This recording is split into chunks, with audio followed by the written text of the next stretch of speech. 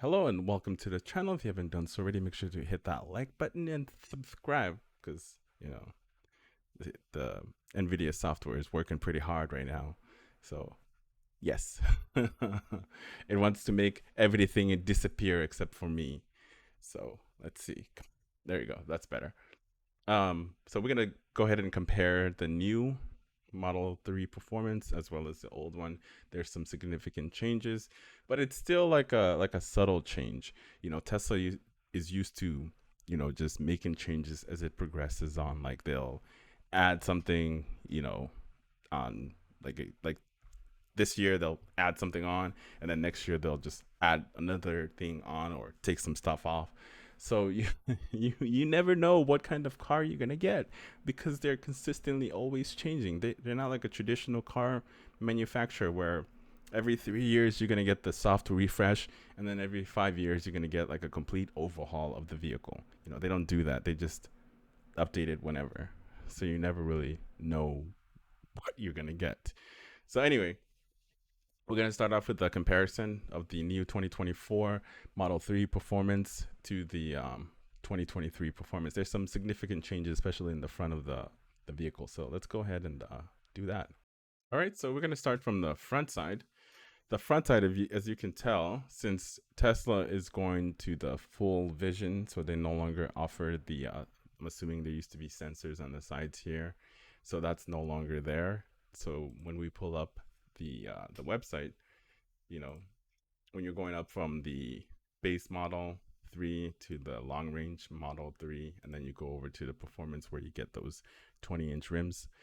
So you can see that I'm assuming that this is a sensor here, but that's no longer there. So this is just a smooth, clean, very clean. I'll admit it.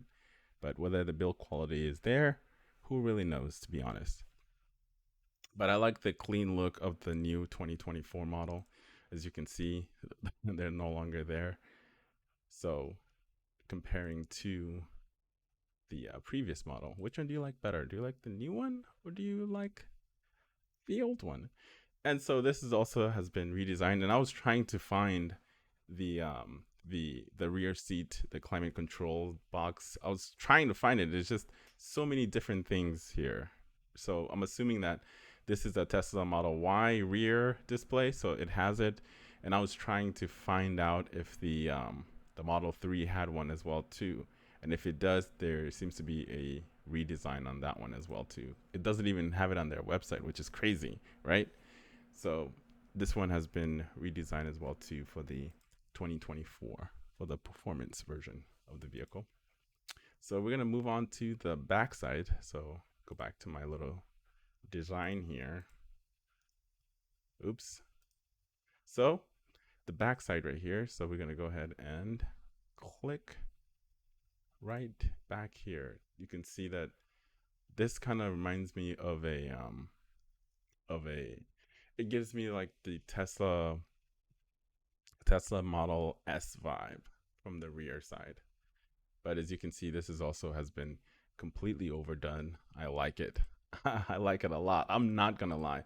Let me go ahead and close that. It keeps popping up. I don't know why I keep clicking that one. So I closed that one, so we don't have to worry about it now. Okay, it's gone. So it looks very, very clean from the backside. It kind of looks a little bit more. I want to say more performance. It's got character. I like it. I honestly like this design of the rear because all their other design, it just looks like the same shit, the same old thing, especially when it comes to, like I said, Tesla reminds me of Apple. It's just the interior that always changes, like the interior, the processing power, better camera. That's what they always, always, always promote. So to me, there's no difference when it comes to the way the car looks. It always looks similar to me, to be completely honest. And Apple was the first one to get rid of their AC adapter, and guess what? Tesla does the same thing. So you have to pay additional price if you want the wall adapter for your vehicle. It's no longer included standard, and then also you have to pay for all the other different options. But when it comes to the rear design, I definitely like the look of the new design. Um, some people might hate it, but I for one, like it. I like it a lot. Now, for me, the one complaint that I have, the one complaint, well, not really one, maybe several different complaints that I have from the interior. I like the minimalistic, first of all. Let's get that out of the way. I like the minimalistic. I love the technology that's in the vehicle. I'm all about tech. And I love the technology that's in the model, Model Y, S, whatever. I like it. But the only problem that I have is I wish that they do the same thing they do with the model. I think it's the Model X or the Model S also has like a little screen. So I wish that they can put like a little screen right here. I think that's what's really stopping me from purchasing one of these vehicles. That and the build quality, but obviously before you purchase this vehicle, before you take delivery of it, you can go around and check it, make sure that everything is how it is. But and another thing too, so another thing that I wanted to talk about while I'm here talking about Tesla is like when you need service, when you need help with something, there's really nowhere for you to go except using the service app. And that thing is a fucking nightmare from what I hear. It is a nightmare to work with um that whole service going through your phone and stuff like that. And I think that's one of the biggest issues that I've been hearing about Teslas. But other than that, I like overall I like the new design. The interior, looks the same to me, but I would have liked for them to put like just a little tiny display here to showcase how fast you're going and stuff like that. I think that would have been a nice addition to the new model. But that's just me. What are your thoughts in the comments? Leave it below, okay? I wanna hear about it. I wanna hear. What are your thoughts about the new redesign? And of course, the headlight has also been changed. Oops, I went too far. As you can see, this is the headlights, and this is the new one. It looks so nice. I'm not gonna lie. I am a car enthusiast. I don't mind these vehicles, even though I talk shit about them. You know what I mean? So yeah, I don't mind. I don't mind the design of it at all. I like it overall. I think it's gonna sell. People, it's like the new iPhone. They're gonna sell millions. The difference is they're not gonna sell millions of vehicles, but they're gonna sell a lot, especially for the new design. All right, so now we're gonna go ahead and I highlighted roughly what the article is saying that the outgoing model. So let's go ahead and read it. The outgoing Model 3 performance delivers 450 horsepower and 471 foot-pounds of torque from its two electric motors and can hit 0 to 60 in about 3.1 seconds. Ooh wee, that is fast. Top speed of 162. It's entirely possible that the facelifted version will be able to hit 60 miles per hour in less than 3 seconds while also benefiting from a higher top speed.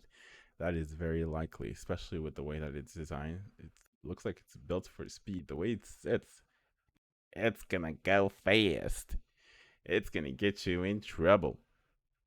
Not as much as the Model Y performance or even the obviously the Model S, which is just ludicrous, ludicrous mode.